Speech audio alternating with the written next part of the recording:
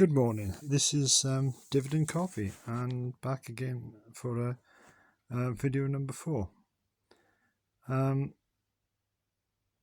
My goal was to in 2024 buy 12 coffees per year, which amounts to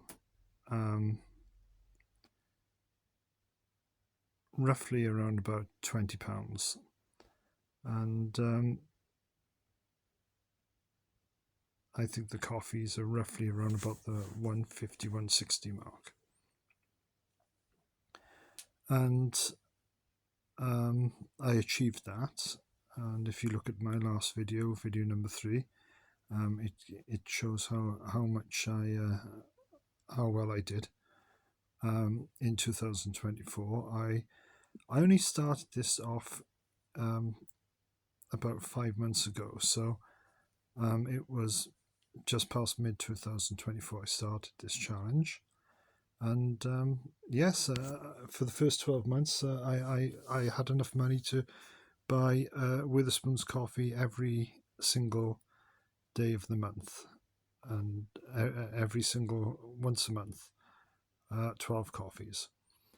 So this year, 2025, I'm going to try and up that challenge, and I'm going to try and buy 52 coffees with my investments, or more to the point, with the profits from the realized profits, dividends and interest via trading 212. So I'm going to try and actually make enough money for 2025 and to buy 52 coffees, which will be a bit of a challenge, because it'll bring it up to the £70-80 mark, I would think, for the whole year. And so I need to make at least, it'd be nice if I could make around about £100 worth of profits in 2025. And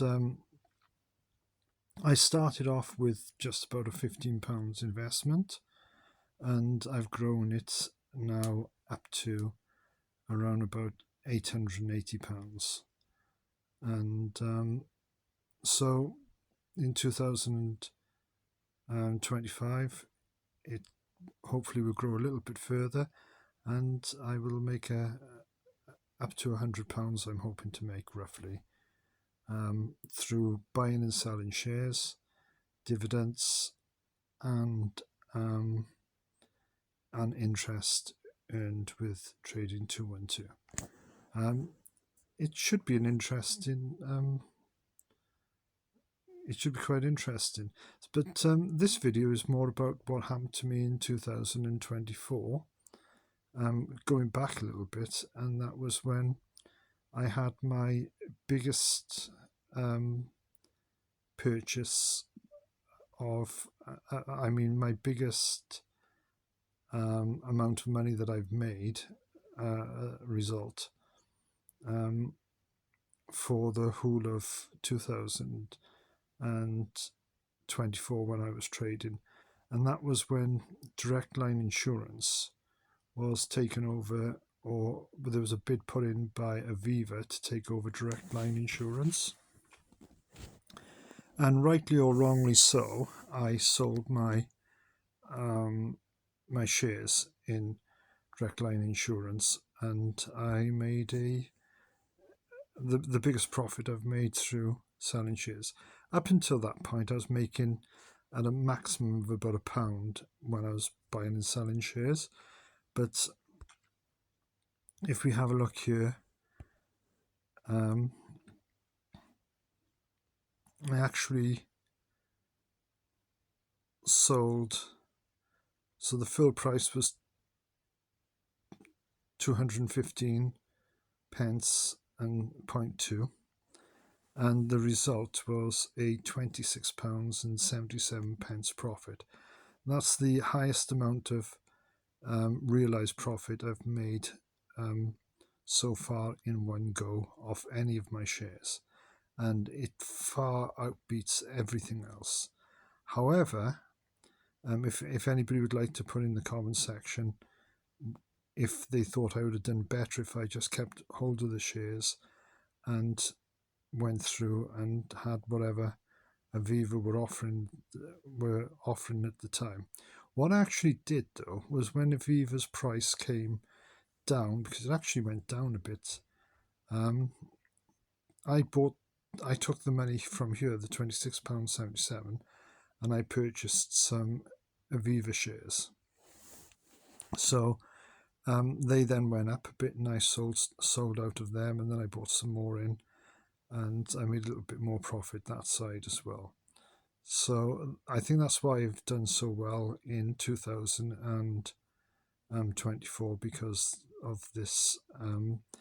Just in the fortunate position, it was just being very, very lucky, to be completely honest, that I actually held Direct Line Insurance shares when another company put in a bid to take them over.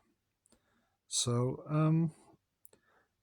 yes, I made a nice £26.77 profit from just that, just selling my shares in Direct Line Insurance. However, if you feel that I shouldn't have sold my shares and I should have held on to them, and if you could explain the reasons why and what benefits I would have got, and if I'd have made more than £26.77, if I had not sold them, I honestly don't know myself what the position would have been, but if anybody knows and would like to have explained it to me, and if I'd have been better off keeping the Direct Line insurance shares. So I don't know. And what I do know, though, is that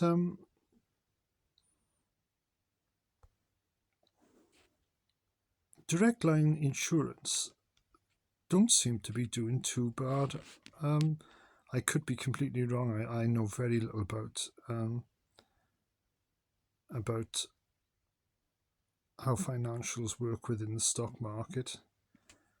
I know a little bit, but not that much. So the revenue was 3.93 billion, not million, but billion, which seems like an awful lot to me. And you can see that's represented with the light purple. And then if we have a look at the net income, Aviva still, Direct Line still made, after everything, profits of £222.90 million profits. So,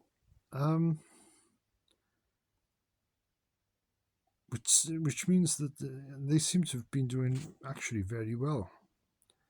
And why they'd want Aviva to take them over is interesting. I really don't know. If anybody knows why, please explain in the comments section. And if we go to Aviva, because I still hold some shares,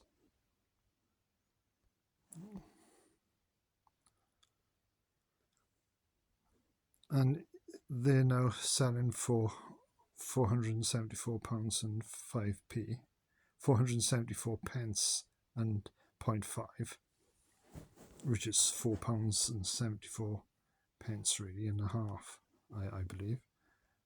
If I'm wrong, please let me know. And I've got 6 shares in them at the moment, and but what's really interesting is if we look at the financials,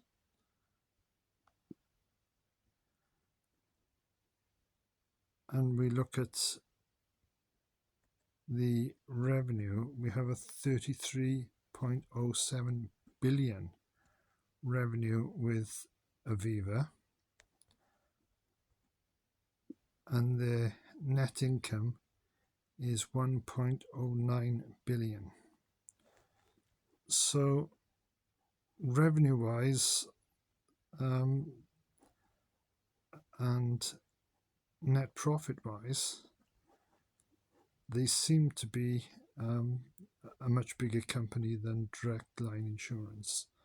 If I'm wrong, please let me know. I'm not saying that I know this, it's just looking at the financials. So I'm guessing that's why Aviva's put in a bid to buy Direct Line Insurance, and I'm sure that it will have some major benefits. Also, looking at cash flow,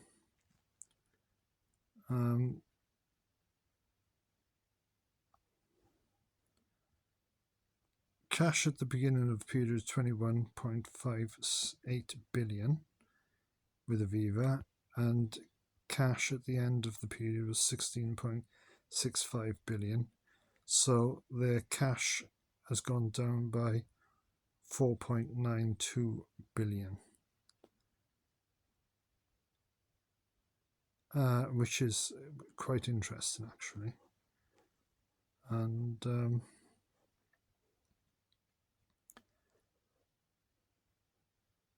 so the 2024 financial statements should be very interesting to read when they come on to Trading 212. So that's basically the story of Aviva and Direct Line Insurance, and it's basically the reason why I actually thought I would cover this, because I thought it was very interesting. It's the highest amount of money I've made in one sale of my stocks and shares, and I even don't know at the moment whether I should have held on to Aviva shares at the time, or whether I was right to have sold them shares. But as I said, it made me a nice profit of around about that £26 mark. So yeah, if anybody has any comments they'd like to make on that, did I do the right thing, did I do the wrong thing, and if they could explain, or in the comment section, whether it was a good thing to do or not, that would be very much appreciated. And that's all I wanted really to cover today, was my fortunate position in having Direct Line Insurance when Aviva decided to put in a bid to take them over.